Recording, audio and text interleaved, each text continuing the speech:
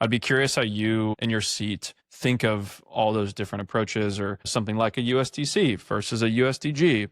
Would love your take Yeah. there. I mean, there's, I guess, one sort of like breakdown that seems clear is that there seem to be stablecoin products that are being built for the masses, right? So USDC, USDG, USDT, PYUSD, where, the goal is broad proliferation and a desire for this to be used as a digital dollar global. I think there's another and probably more of a growing segment where it's stablecoin as tool under the hood. So it could be a big bank payments processor or a corporate expense company or a company that does payouts that is saying like, I have an ecosystem. So let's take a payouts company, right? Like, by a payouts company, I mean central entity that has to pay out, like an Airbnb or Uber or Etsy, marketplace, whatever. And I'm just giving examples, not necessarily companies that are. Yeah, I think of CoinFlow and those types of businesses and Brale and that stuff.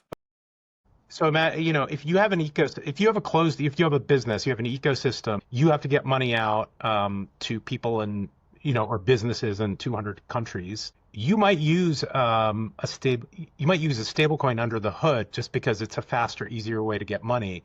But that could just be your own stablecoin, right? So stablecoin as a service and these white label stablecoin services, companies like Brale, for example, work with a lot of fintechs where they're like, hey, I don't need one of these existing stablecoins. Mint me a stablecoin so I can do payment orchestration in a much easier way, right? And so it starts and ends in my ecosystem, maybe with me as a central entity and to payees that I'm sending out, like in the case of a payouts, like a payouts platform. A Deel is working with BVNK, that's an example. In those situations, you could see a growing use of just stablecoins issued, for a specific closed ecosystem where it's not a stablecoin that's meant to be distributed and have like retail brand recognition. So I do think that that's going to be a growing area where it's stablecoin as plumbing and infrastructure and payments infrastructure. On the former, I think those are the stablecoins that people are kind of going to fight over because they're at scale. These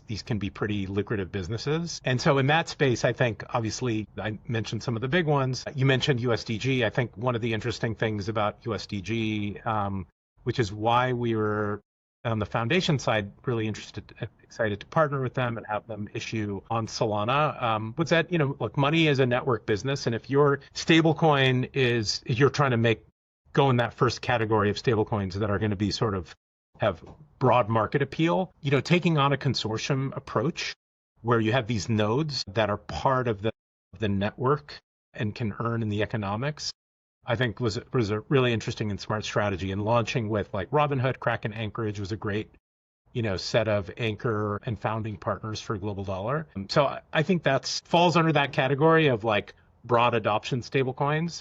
But within that, you could view issuance as issuance in a consortium framework where all of the participants are sharing in the economics and there's a lot of structure in how the economics are shared, versus some of the early adopters that just have huge network effects just by being first movers like Tether and Circle USDC.